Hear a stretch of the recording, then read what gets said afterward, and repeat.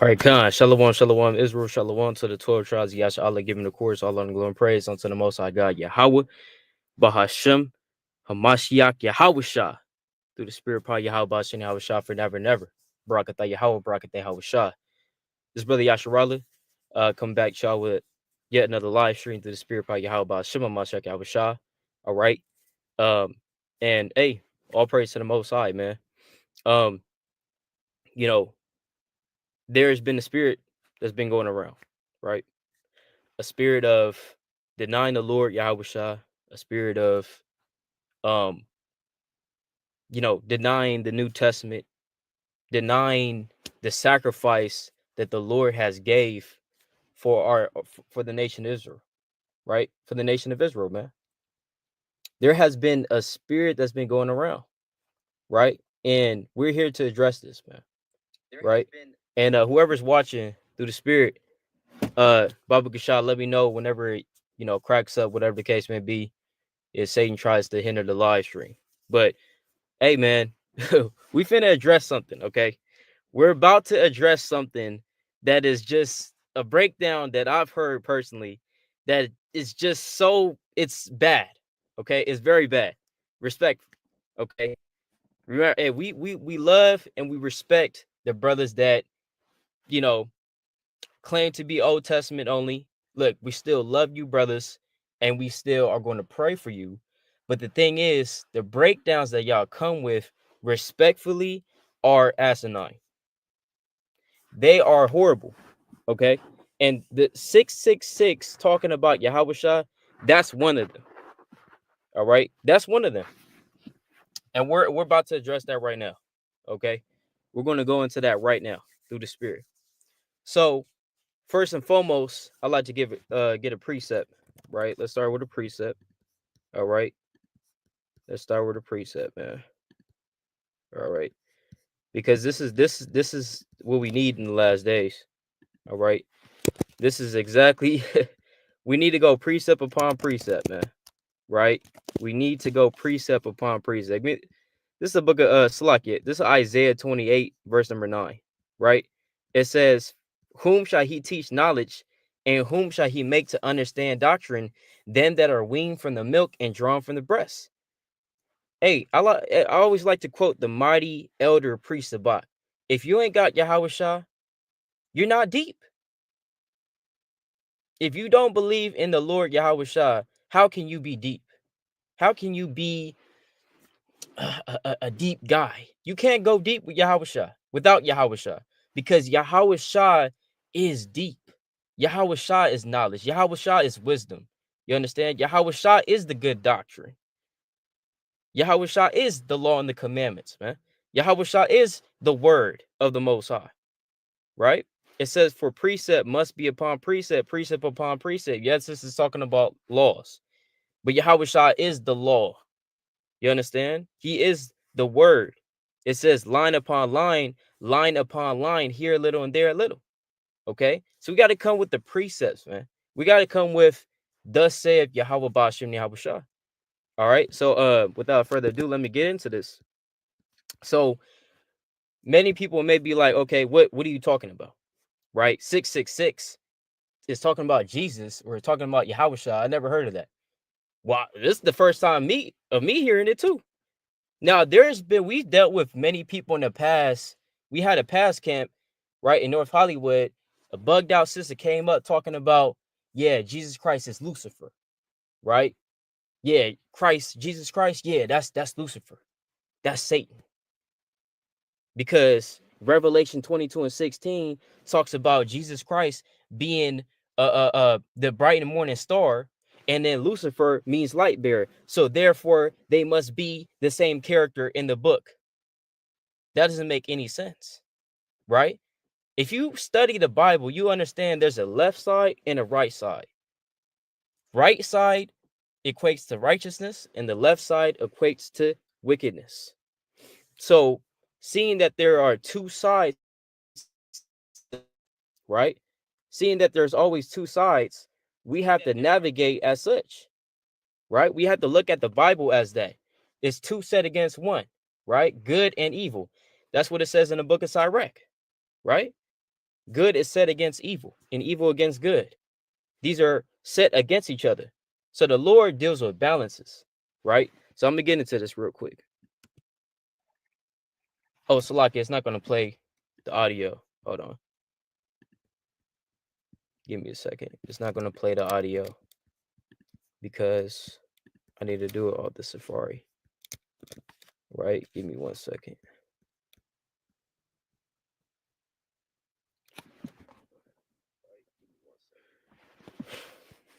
Just letting this load. I'm gonna record.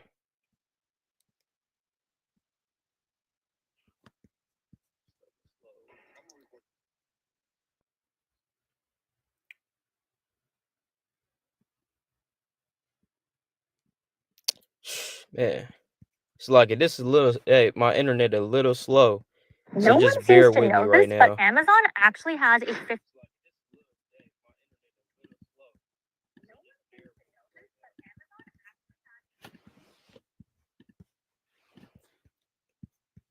All right, got it. It goes back to Satan.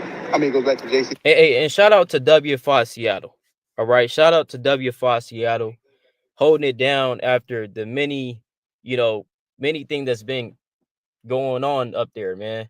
The whole SOI camp converted to Old Testament only. I don't know if it's all the brothers, but SOI turned into GOZ, and we seen that. We seen also, another prominent brother in Israel, also joined GOZ, right? So I mean, hey, but W5 Seattle, hey, hold it down, man. I know it's only like what 3 brothers up there, but they holding it down in the spirit, man. So all praise to the Most High. So Revelation. Here's one right here, stigma right here. Hold on, I want bro to do it. Revelation 13:8. So basically, I'm gonna skip to the part in which they try to do their little breakdown on how 666 equals Jesus Christ.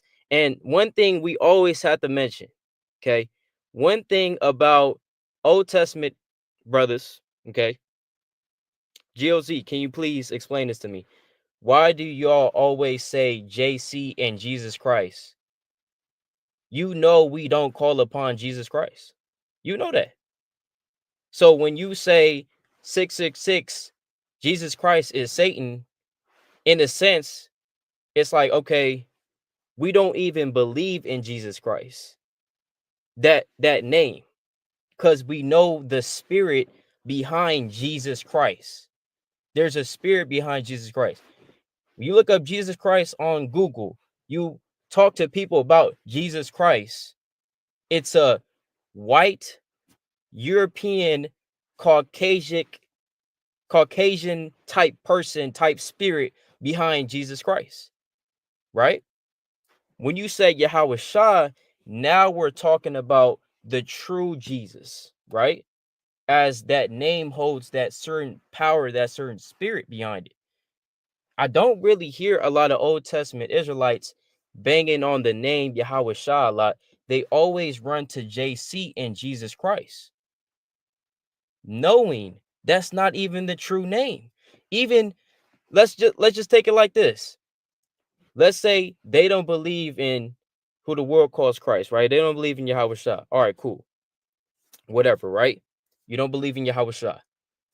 Even if there was a man that lived 2,000 years ago that walked Israel and that might have been thought of as the Messiah and had the name of so-called Jesus Christ, because there were many people during that time that had the so-called name Jesus, but it wouldn't have even been pronounced as Jesus Christ. Even if you don't believe in who we believe is Yahawashi, even if there was a man 2,000 years ago with that name, his name wouldn't have been Jesus. It would have been no way his name would have been Jesus, right? It would have been pronounced a million different ways before Jesus, right? 4-6 G55 1-6. It says Chi, thy, stigma. Chi is thy stigma. Let me see. It ain't playing. Mine ain't playing. It's all good. Kaizai stigma. So look. Like, let me see. I want to be able to use it. 666. Right? Now, the root word is, where the root word at? Right there. Put that root word right there. G4742. G4742. Stigma. Let's see what scripture go back to. Galatians 6:17. When I go that word right here, Galatians 6:17 right there. See, it says, from henceforth let no man trouble me, for I bear in my body the marks of the Lord. JC 666 is only, it only goes back to one scripture, one person. Wow. Brother can't go around that. So G4742 right there. So that's stigma. Stigma would be the marks. Like stigmata, like you said. Okay. But the root, but that's the root of 666. No, I just seen how you did that. How can brothers get around that? Can brothers get around that? How you did that. Can brothers get around that? Can brothers get around that? Brothers can't get around that. That's tough. That's gonna be tough. Wait, hold on, bro. That breakdown was horrible, man. Like, that breakdown is really horrible.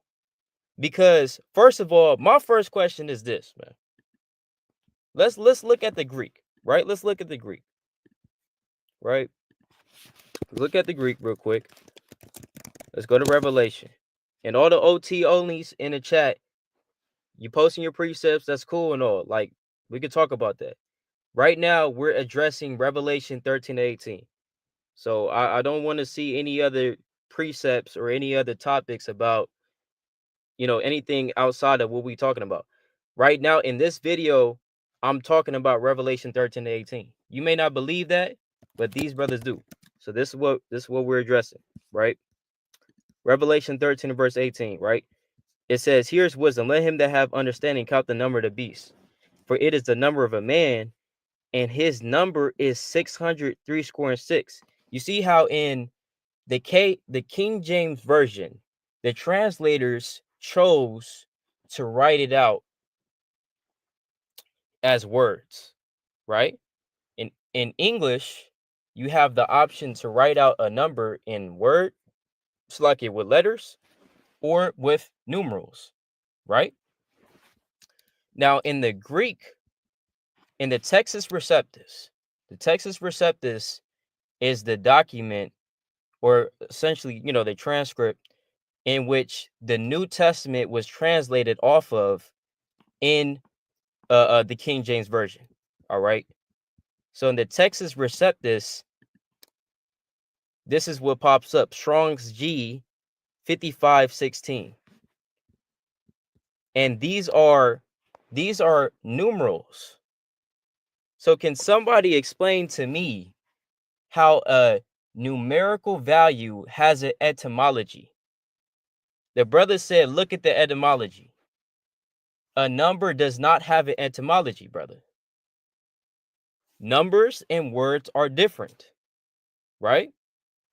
Words involve lettering, right? Sentence, grammar, punctuation, all of this stuff. Numbers are just symbols to denote a numerical value. That's all it is, right? You have different numerical writing styles. You have the Chinese numerical value, writing style, right? Where they're, how the different strokes, represent different numbers.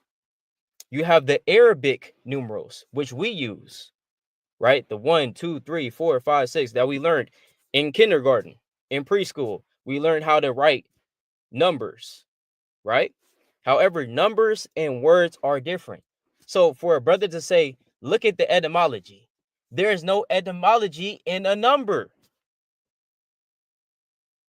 A number is not a word. A number is a numerical value. In order for there to be an etymology, there has to be words. And this is not a word. This is a number. Does anybody understand that? Does anybody understand that, man? Is that clear? Right? Are we clear on this? This is a number. This is not a word. So to say that there's a etymology is asinine. The only reason why in this box right here, Strong's includes this little part right here, because sometimes when you go into the Strong's, it would say if there's no root word or there's no etymology to the word, it would just say NA, or it would say something different. It would just say, not applicable, right? There, or etymology uncertain, right? But he chose to put this. You have to understand, Strong's is not the Bible. Strong's is not infallible. Strong's is a man. Okay, so he has a choice in his mind to put whatever he wants to put, right, as he seems fit. So this is what he put right here, right? And he says this: the 22nd, the 14th, and the obsolete letter, which is stigma. This is pronounced stigma right here, right? As a cross. And the reason why it says as a cross, I'm about to get into that, of the Greek alphabet, intermediate between the 5th and the 6th, used as numbers. And it even highlights right here, part of speech is a numeral. Okay? So it's not a word, first of all. So there really can't be no etymology. Only reason why he includes this right here, stigmata, okay, is because, and we're going to get into that, is because this right here, this numeral right here is related to stigma. It's related to it because they have the same pronunciation. So chi, right? I forgot exactly how they pronounce it, whether they pronounce it right here. Ch, z, and stigma. So these are 3 numerals that are used in the Koine Greek. Okay? Biblical Greek. So let me pull that up and show that. Hold on here. Okay, so the Greek alphabet, right? So the Greek alphabet is a little different than the English. It's a little different in the English. See, in English, we have words, we have letters, and we have numerals. They're totally opposite from each other, besides the number 0. So the number 0 in English can denote 0, or can denote the letter O, right? Anybody that knows English, we understand that, right? So when you write the letter O, it can also represent the number 0. So similarly, in the Greek alphabet, every Greek letter had a corresponding numerical value. You guys follow me? So as you can see right here, 1, alpha, that's a letter, but it also corresponded to the number 1, right? Beta is a letter, but it also corresponded to the number 2.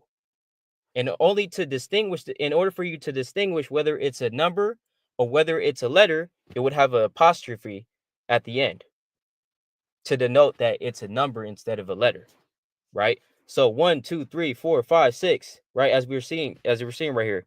So as you can see, stigma is the 6th number. And the reason why it doesn't have a corresponding letter is because it's an obsolete letter. So in modern Greek, they don't use stigma as much as they did during the Middle Ages, in which stigma was created. So stigma is actually a legitimate, right?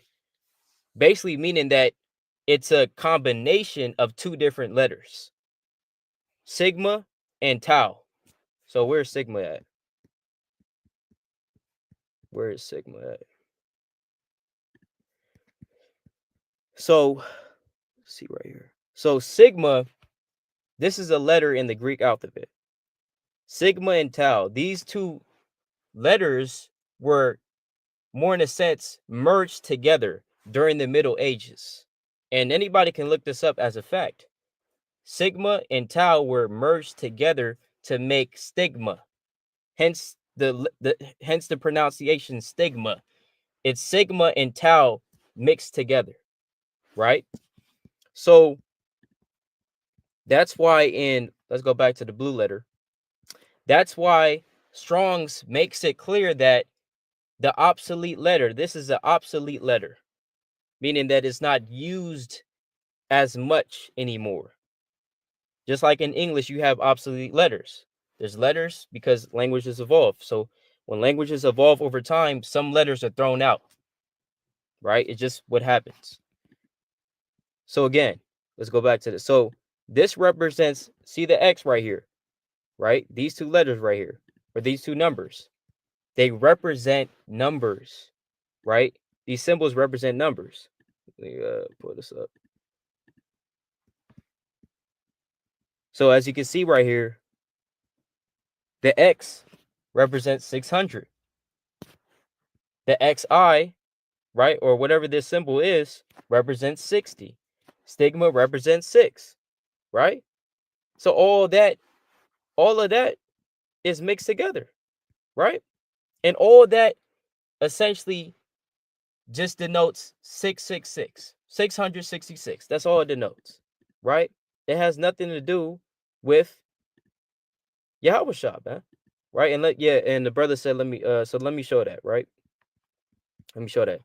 So stigma, right? It's a ligature. It's like a ligature, right? So stigma is a ligature, meaning a combination of letters of the Greek letters sigma and tau, which was used in the writing Greek between the Middle Ages and the 19th century.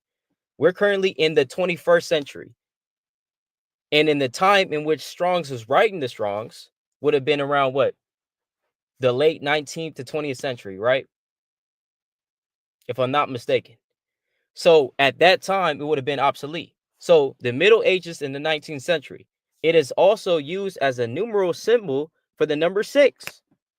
In this unrelated function, it is a continuation of the old letter digmata, originally F, cursive form like that, which have served as a numeral since antiquity and was conflated with the sigma and tau ligature in the minuscule handwriting of the Middle Ages, right?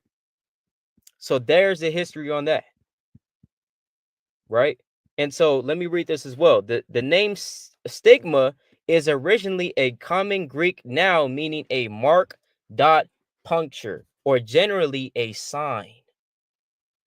From the verb, I can't read that, but it says puncture or to puncture, right? So essentially, stigma, in the sense that the brother said, look at the etymology, right? When he hold on. When he said, look at the etymology, right? In Galatians 6 and verse 17. So basically, their argument is that because stigma in Galatians 6 and 17 is associated with the marks of Yahawashi, and we see stigma, the number stigma, in Revelation chapter 13, verse 18, being associated with the mark of the beast, that means Jesus is the mark of the beast, or that Jesus is the beast. Therefore, meaning that 666 is Jesus. That's a logical fallacy. Because even if that were true, stigma, the number stigma is only the 6 in 666. It's only the 6. So to say that 666 is Jesus will be incorrect, because the number 6 and the number 666 are totally two different numbers. If you had $666 versus $6, who's richer?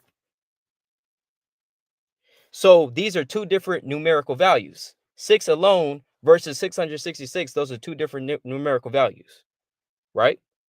So even if that were true, GOZ, which is not, but even if that were true, it only represents the number 6. That's it. Stigma only represents the number 6. And the confusion lies in between the fact that, okay, why do these two numbers, do these two, words, they sound the same or what? They do. They have the same pronunciation. This number right here, all right, which is also, like I said, an obsolete letter, it has the same pronunciation as this word stigma, but stigma came before this letter, and I'm gonna prove that right now. Okay, so let me read Galatians chapter 6 verse 17 and then pull up the Greek. All right, Galatians chapter 6 verse 17, right? It says, from henceforth let no man trouble me, for I bear in my body the marks of the Lord Yahawashi. So all Paul is saying, he's saying, I bear in my body the marks of the Lord Yahawashi. And in order for you to fully understand what Paul is saying, you have to first understand the context of the word that he's using. So let's look at the context of the word stigma, right? Now let's look at the Strong's definition. It says a mark pricked in or branded upon the body. In ancient Oriental usage, slaves and soldiers bore the name or the stamp of their master or commander, branded or picked, cut into their bodies to indicate that master or general they belonged to. And they were even some devotees who stamped themselves in this way with the token of their god. So that's the context, the historical context of why he chose to use this word stigma. Because in the figurative sense, he has a mark upon him to indicate that he belongs to Yahawashi. Just as Paul said, I am a prisoner of the Lord. I'm a prisoner of Yahawashi. It's in that same way. Okay? That's what that's going into. It's not going into an actual physical mark either. Right? Now, even though he did have to suffer for Yahawashi's sake, let me get this in the book of Acts chapter 9, verse 15. Right? Acts chapter 9, verse 15. It says, but the Lord said unto him, go thy way, for he is a chosen vessel unto me, to bear my name before the Gentiles and kings and the children of Israel. For I will show him how great things he must suffer for my name's sake. So yes, of course, Paul was buffeted, right? He had suffered shipwreck. He did all of these things for the Lord, man. And therefore, you could actually see physical marks upon him, right? He probably had a bruise. He might have had a black eye. When he got beat up, right? Hey, you could probably see the actual physical marks, but in this sense, he's speaking more so as a spiritual, metaphorical sense. I have a mark upon me that, guess what? I belong to the Lord, right? So let's look at how. Let me prove that stigma. This word stigma, the word, not the letter or the number, the word came before this number. All right. So this is Aristotle. Okay. Now, if anybody knows about Aristotle, Aristotle lived way before Paul. Okay. We're talking about centuries before Paul, centuries before John even wrote Revelation 13. Okay. So let's read a little bit of Aristotle's Metaphysics book, book 13, right? And we can see this word being used here, stigma. Okay, we can see this word being used here. Now let me go to this real quick, right? Where is this at? Aristotle.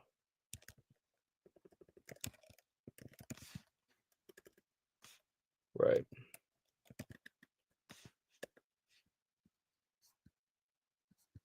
Where's this at? Hold on, Salaki. Give me a second here. Right, let's translate. Actually, yeah, I could translate this. All right. You said, but did God say he accept human sacrifice? Brother, we're not talking about that right now. Right? We're not talking about that right now. We could talk about that. We can get into it, right? But right now we're focusing on Revelation 13 and 18, the brother's asinine claim that 666 has to do with Yahawashi, right? But like I said, we can get into that in a later discussion. All right, there's no problem. So yeah, let me go to this real quick, right? So this is from the text. This is from Aristotle, right, in the Greek, because we don't speak Greek, so we have to translate it to English. It says other levels or planes are necessary to be separated, both marks and lines of the same reason, right?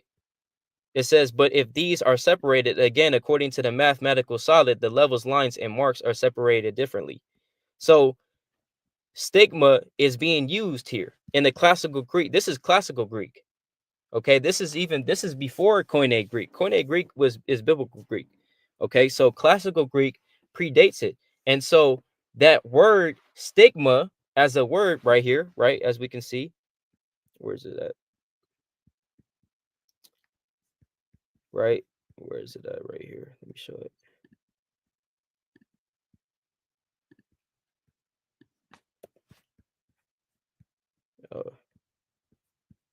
Yeah, it was here. But yeah, at stigma as a word right here, as we can see, right, was used back then. So stigma came before. Stigma came before as a word came before the number. All right. And here's how we can prove that. Because again, not only does Aristotle use the word, Paul uses the word. We see, hold on, Slocky, let me get this real quick, right? I'm gonna just go down the list because I got a lot to get into, so I'm gonna just go down the list.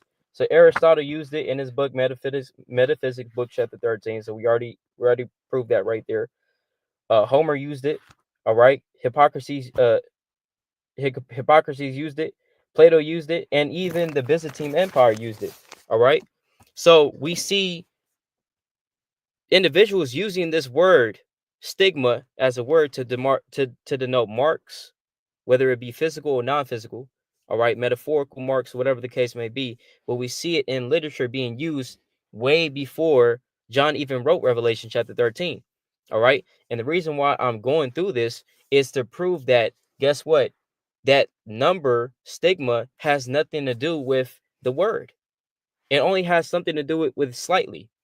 And the only thing it has to do with it is essentially the fact that when the Byzantine Empire, okay, the Byzantine Empire took this letter 6, right? Let me get this history real quick, right? Let me get this history, right?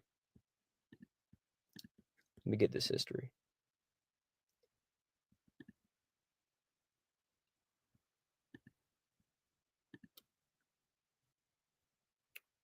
Yeah, it's not here, right?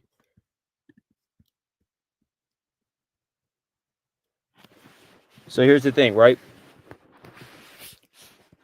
Digmata, right? Let me get Digmata, Slovakia. So I mean, it goes really deep, man. It goes really deep, man. There's not just some simple breakdown, okay? Because we're dealing with languages, we're dealing with cultures, we're dealing with etymology, we're dealing with all of this stuff, right? So it's not just some simple breakdown, man, right? So digmata, right? Uppercase F, lowercase, right? The numeral.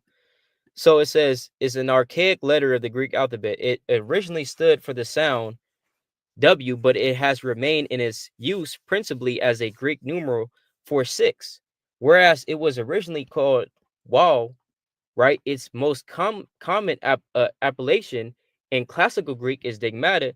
As a numeral, it was called epsilon during the Byzantine era and is now known as stigma after the Byzantine ligature combining sigma and tau as stigma. All right. So basically the history is, in a nutshell, the editors of the New Testament, okay, the scribes and editors of the New Testament, because you have to understand, you have the Alexandrian tradition and you have the Byzantine tradition. So in the Byzantine tradition, they took this number, okay. It was most likely, if John wrote Revelation chapter 13 in Greek, in the Koine Greek, if he really wrote it in the Koine Greek, which that's debatable as well, he might have actually wrote it in Hebrew. And some scholars actually agree that John wrote Revelation in Hebrew, not in Greek. Right? It's argued that John wasn't from Greece. He was from Israel. In Israel, they speak Hebrew. And he was writing to his people. But it's a very high possibility that John wrote Revelation in Hebrew. But the oldest manuscripts that we have of the book of Revelation are in Greek. So we have to look at it at the Greek, right? So like you got the Papyrus 47, you got the Codex Sinaiticus, you got the Codex Alexandri, right?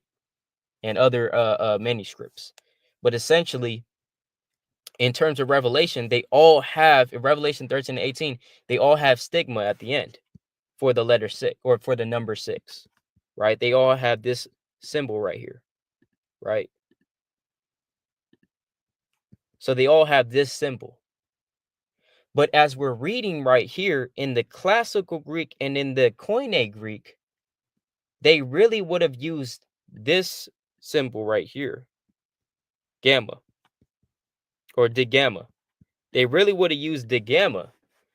And the reason being is because this stigma, right? Stigma didn't come until the Byzantine era. And when you look at the Byzantine era, when did the Byzantine era exist? The Byzantine era was the period from 330 to 1453 AD. This is well after John. John wrote the book of Revelation around 100 AD. So about 200 to 300, 400 years later is when stigma, that letter, as we see right here, it didn't even exist during the time of Revelation, of when John wrote Revelation. So it's very possible that he didn't write this number for 6 right here, for 666, because this number didn't exist back then. So what does that tell you? The brothers that's basing their doctrine on 666 being JC, being Jesus Christ, when this letter that is associated with stigma, right, didn't even exist during the time when John wrote Revelation. So brothers, please study more. You have to study more, because this letter that your guys are basing your whole entire doctrine off of, that 666 equates to Jesus Christ, the number 6 in this form did not even exist. And it wouldn't have been pronounced as stigma. It would have been pronounced as digmata. You're cut. What are you going to do about that? What can we do about that? Right? Again, whereas it was originally called wow or wow, its most common appellation in classical Greek is digmata. As a numeral, it was called epsilon during the Byzantine era and is now known as stigma after the Byzantine ligature combining sigma tau as stigma. So meaning that during the Byzantine era, that's when the editors replaced digmata as stigma because it wasn't used anymore. Digmata is an obsolete letter. It's not used anymore. It was used in the classical Greek. But then during the Byzantine era, they had to replace that. They replaced it with stigma because that was the colloquial, or that was the number that was being used now. It's like, for example, during the Middle Ages, in which, let's say when English was first being formed, you have Middle English, you have Old English. A lot of those letters that they used to use aren't used anymore. So if a book was written in Middle English, it would have to be translated to modern English. And the symbols that they use would have to be translated to the symbols that we use now, right? So in that same sense, we're looking at this, right? It was changed to stigma after. And again, so one more point, right? One more point. So hopefully that makes sense, right? Hopefully that makes sense. Hopefully that makes sense, right? So let me go here. So yeah, so the Codex Sinaiticus. The Codex Sinaiticus is one of the oldest translations of the New Testament that we have, and it uses the letters stigma, right? It does use it, but again, just because this is the oldest that we had doesn't mean that the actual autograph that John wrote, right, in the, if he wrote in the Greek, that's if he wrote in the Greek, okay, he may not have wrote it in the Greek. He actually might have even wrote it in the Hebrew, and that would make sense as well, because he's writing to Hebrews, right? He's writing to Israelites, you know, and for it to be a like, you have to understand, John wrote this on the island of Patmos, so it's a high chance that he wrote it in Hebrew, so that, hey, guess what? The people on the island wouldn't even be able to read it, because the language of that time was Latin, right? Language of that time was Latin and Greek, you know, and the Hebrews used Hebrew in order to converse with each other, but they would speak Greek and Latin to converse with Esau. So in order to avoid, you know, them reading our letters, we could write in Hebrew. So again, but even if he did write it in Greek, he wouldn't have even used this letter stigma.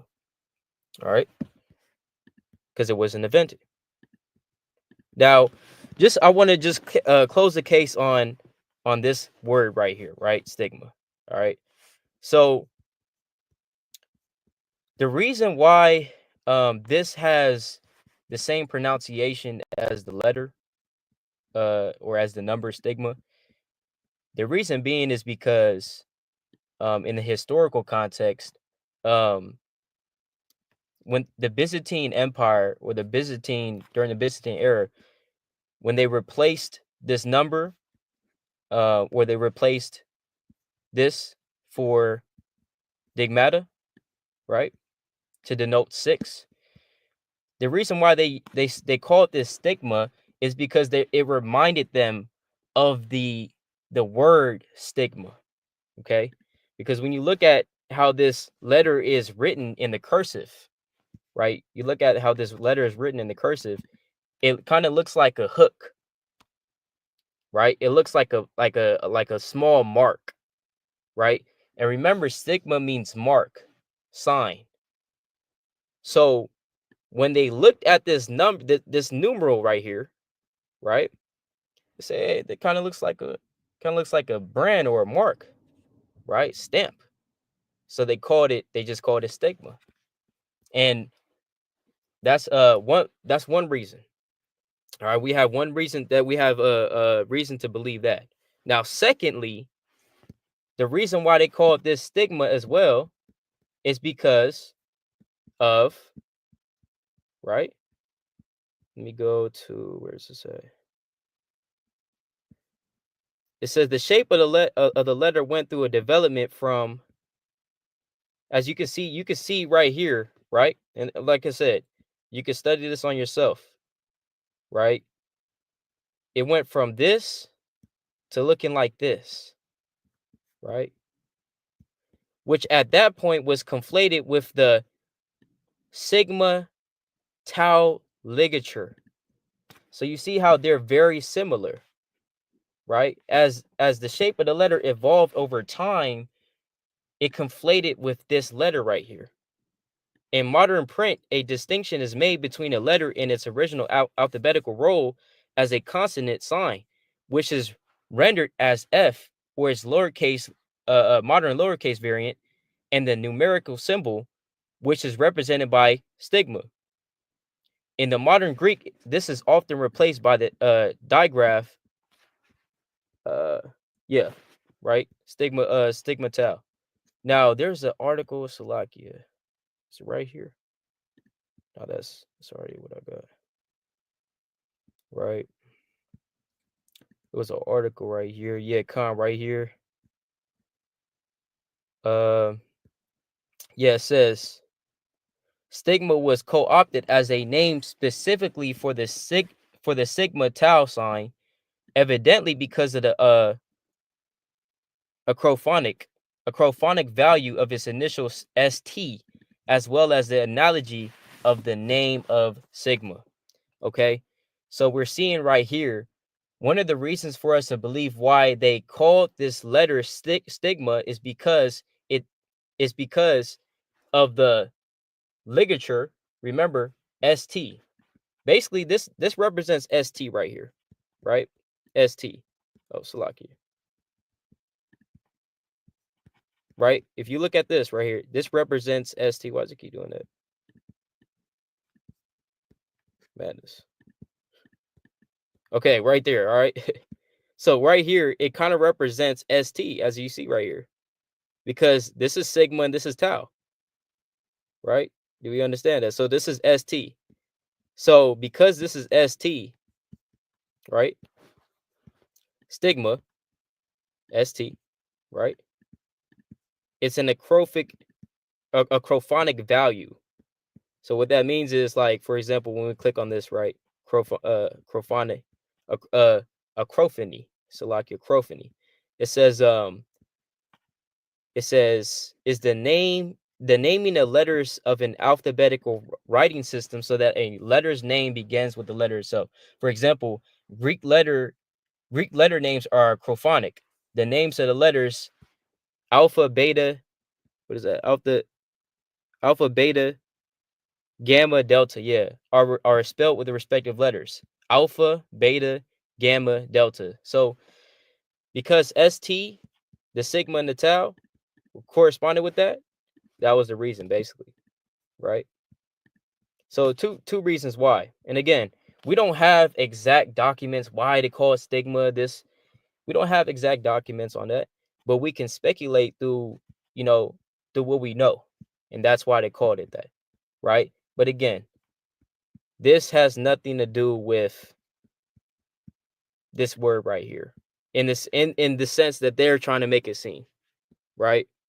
And yeah, as a brother or Slakia, as y'all bring it out in the chat, stigma is just the word, the Greek number for 6. That's exactly what it is, right?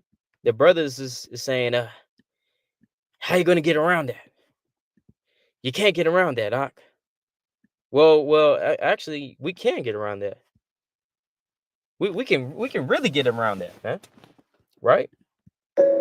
So the brother saying this, the word stigmata, and stigmata and stigma is just a plural way of saying stigma. Okay, so stigmata just means marks, while stigma just means mark. Refers to bodily marks, scars, or pains that appear in the same locations as a wound of Yahawashi Mashiach during his crucifixion, hands, feet, near the heart, right? It says, so this is his little breakdown on it, right? So he's saying, in Mark preach, right? But see, the brother is lying though, because he's saying stigma is the root of 666. Again, we already covered that in the beginning of the video. 666 is a number. A number can't have a root in the sense that a word does. Okay, so that's just asinine. Like, what does that even mean, right? And then, as you see, he's showing Caesar Bow, man. We don't believe in Caesar Bow. We don't believe in this guy. You can say he the devil all you want. We teach that.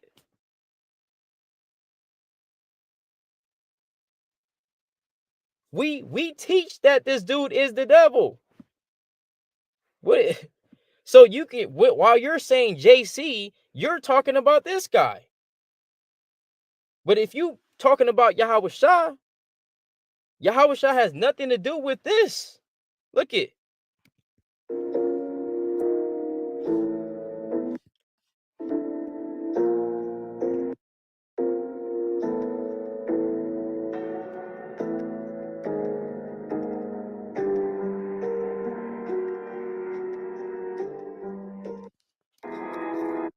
What does this have to do with Yahawashi? We know the devil is in the church. We know that. We teach that. So you can say they're the devil all you want, but you can't lead our people astray and associate this with our Lord Yahawashi, man. You can't associate this with our Lord Yahawashi, bro. You can't do it. We already went through the history. We went through the etymology, right? We went and showed how stigmatic is just the Greek word. It's like the Greek way of saying in the Greek language, the Greek numeral of 6, of how to say 6 in the Greek during that time. We also showed how it's very possible that John didn't even use stigma when he was writing Revelation. We showed all of this. And again, Yahawashi has nothing to do with this. And that's why you have to say JC. That's why you saying JC, man. Because this is JC, right? This is JC right here, man.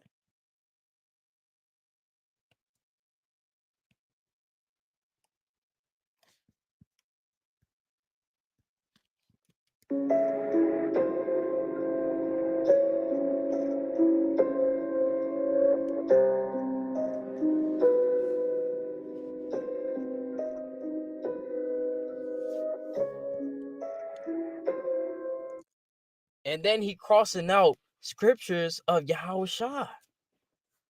What? So here's the thing, right? With this, because again, there's also history that during the Middle Ages, and I got the sources right here, but let me see if I can find it. Right? It says, so it says the concept of stigmata, the mystical marks resembling those of Christ's crucifixion, became a notable and significant theme in Christianity during the Middle Ages. Various sources from that period and beyond discuss the stigmata and their association with Christian saints. To read more about the stigmata and their theological and historical context, here are some notable texts and authors where you can find mentions of this concept. So the Lives of the Saints, Saint Francis of Assisi, right? You have Thomas Aquinas, right? You have it says in the Middle Ages, many mystical and religious figures were said to receive the stigmata. So stigmata became, right? It became over time during the Middle Ages, it became a symbol of how to kind of represent, Yahawashi, because Yahawashi did have stigmata. All right. If you want to get technical, yeah, Yahawashi had marks. So by Paul saying, look, I have a mark on me, meaning that I belong to the Lord Yahawashi, and I'm like the Lord because I got marks on me. I'm getting persecuted like Yahawashi. I'm getting beat up like Yahawashi was, right? I'm ready to die like Yahawashi was ready to die. You know what I mean? That's what that's symbolic of. Somebody come up to camp and we get into a fight and a brother's nose is bleeding after the fight, whatever the case may be, right? Let's say a brother got beat up for the word. Hey, guess what? That's the stigmata. That's the marks of the Lord Yahawashi upon you. Just like how Yahawashi had to have those same marks. So basically, it became a representation of Yahawashi. And like how these Christians like to do, they always like to grab symbols to represent the Lord, right? Like, the cross is a big one, right? I know the fish, right? The fish, whatever, some people might have that on the back of their car, represent the Lord. I mean, it's nowhere in the Bible, but they like to grab certain things, and so that's what it became, and that's why this letter right here became a significant theme, all right, in Christianity during the Middle Ages. Okay, but again, we're not Christians promoting Christianity. We're Christians in the sense that we actually follow Yahawashi, all right, not JC, right? We know you're talking about Caesar Bo, all right. We don't believe in that guy, all right. So yeah, so all praise to the Most High, man. So Yeah, and you have to bear up your cross, man. You have to bear up your cross, bro. All right. Says follow Yahweh only and remove those spiritual marks of JC from your mind, body, and soul. Right? Now let me get this real quick, because again, seeing how this stigma represents mark, and it just so happens that the number in 666, as it's written in Texas Receptus, the number 6 at the end also represents stigma, right? Meaning mark. This would also represents too, right? Real quick before I close up, right? Real quick before I close up. Remember what I was talking about earlier, that you have good set against evil. You have life against death. You have this reoccurring message in the Bible that you have left and right. So just as Yahawashi has the mark on the right hand side, Satan has the mark on the left hand. Okay. And that's also spiritual too. Because if you got this mark of the beast, you're marked for destruction, man. And we're not going to break down the mark of the beast. And hey, the brothers, hey man, and the other brothers, they might get on us, man. Hey, it's really talking about, hey man, we love y'all brothers that believe that, and that teach that. Hey, it's all praises. We teach the spiritual. We teach the spiritual. All right, because it's spiritual, man. There's no precept saying that mark of the beast is RFID chip. All right, we just saying that. I'm just gonna put that out there. We love y'all brothers. We can talk about it, but again, we're gonna go with the precepts, right? So again, just as Satan has a mark on the left hand side, Yahawashi got a mark on the right hand side. So which mark do we have, right? And let me just get like 2 precepts and I'll close out, right? This is Ezekiel chapter 9, verse number 4. And the Lord said unto him, go through the midst of the city, through the midst of Jerusalem, and set a mark. Set a what? A stigma. You understand? A mark upon the foreheads of the men that sigh and that cry for all the abominations that be done in the midst thereof. All right. So the Lord says, set a mark on the men, on the elect. So this is the mark that Paul has, in a sense. He got the mark of the Lord upon him, right? So let me get this precept too, right? Revelation 13. It's like it. Revelation 14.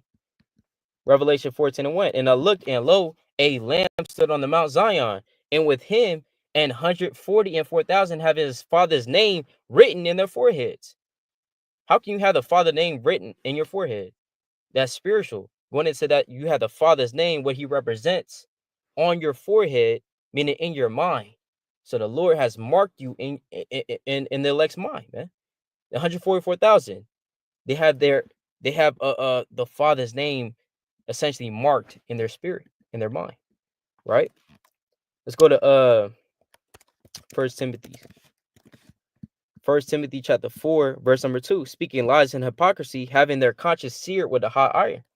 So sometimes Satan has seared the minds of certain men with a hot iron and has put a mark upon it, man, on a spiritual level. See, all these precepts are spiritual, man. That's why it says, here is wisdom. You got to have wisdom to understand this. It's not just some, oh yeah, let me just go into the blue letter real quick and that's it. No, you got to study. And that's why, and I know the brother, I was watching the live, right? I know why, the brother said it's of, what did he say when he brought out the definition? He said, Salakia. He said, he read the definition. He was like, 666, the meaning of which is the basis of much vain speculation.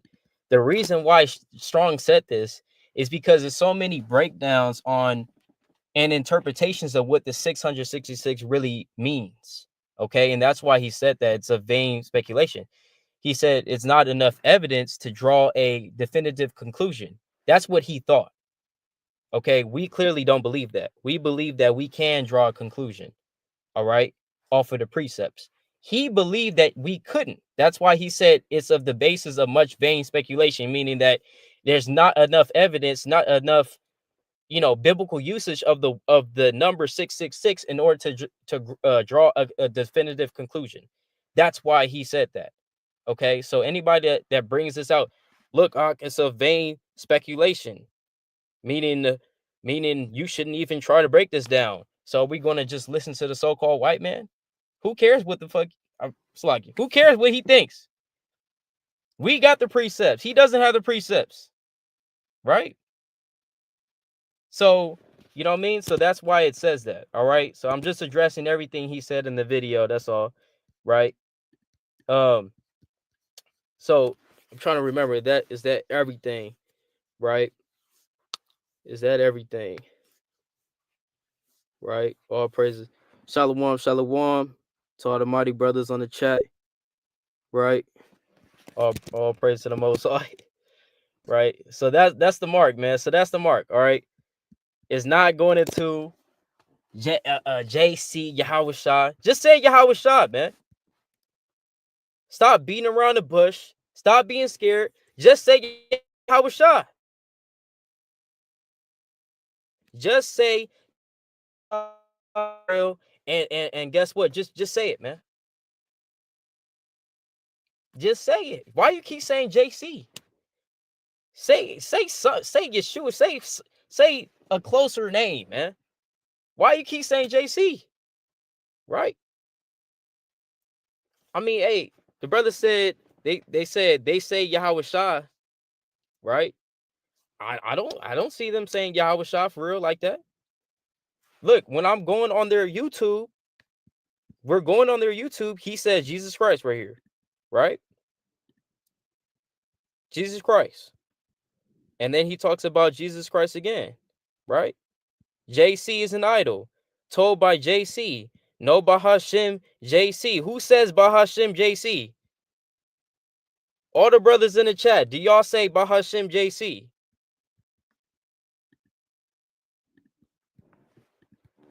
I don't say Bahashim JC, right?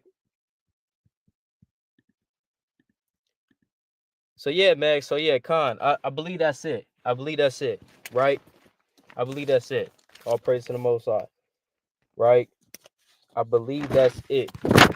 Okay. I believe we touched on everything. Right?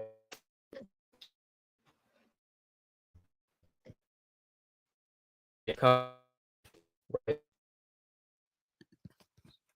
So, brother, you OT the saying. I'm saying though, do you feel it's better to debate or not, brother? I mean, if they want to, all right, if they want to, but again, the brother said he didn't want to debate. Okay, brother said that in the video, so I'm not sure, right? But if we're in the highways and byways, and a brother comes up and says, "Hey, guess what, Ak? Right? Hey."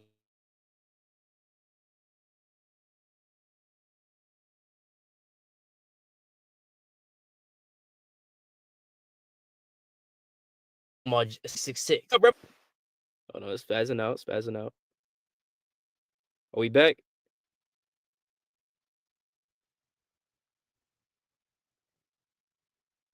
Are we back? Are we back?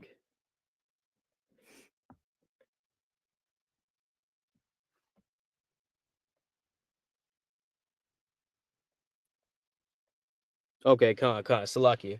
Right? Salakia. Yeah. So again, if somebody comes up and tries to debate the doctrine on this, we're going to debate. Okay. And as far as how the other brothers may do it in other camps, W5, we don't really do it like that. I mean, it's possible, right? It is possible, but we don't really do it like that too much. We would have to run it through leadership, if I'm just being honest with you, right? But again, in person, right? We're teaching, and somebody comes up with this doctrine, we're going to break it down, and we're going to go scripture for scripture, Greek for Greek, whatever the case may be, Hebrew for Hebrew. All right. And we're going to defend the name of the Lord Yahawashi, man. All right. So Khan, all praise to Yahweh, Shema Mashak, Wamalaki Yahweh, man. I believe that was it. Hey, Baba Gashah, hey, study to show that self-approved, man. Study to show that self-approved. All right, we got to be studying the last days, man. Because many are, falling out the faith, and we can't let this happen, man. We can't let this happen. We have to defend the doctrine at all costs, man. All praise to the Most High. Like I said, shout out to all the brothers that defending the word, defending the doctrine, standing 10 toes down in this faith, man. All praise to the Most High. We need Yahawashi. You need Yahawashi. All right. I can't do it without Yahawashi, man. You can't do it without Yahawashi. Hey, I fall daily. Hey, what did Paul say? I die daily, man. So if in Job, the book of Job says, man drinks iniquity like water. So if you're seeking to justify yourself, like you're thinking you have the same type of grace that David has, that's on you, brother. But we have Yahawashi in order to repent for our sins, man. So with that, all praise to Yahweh, Shema Mashak Yahawashi. Lord willing, this is edifying. Brother Yasharallah, Shalom.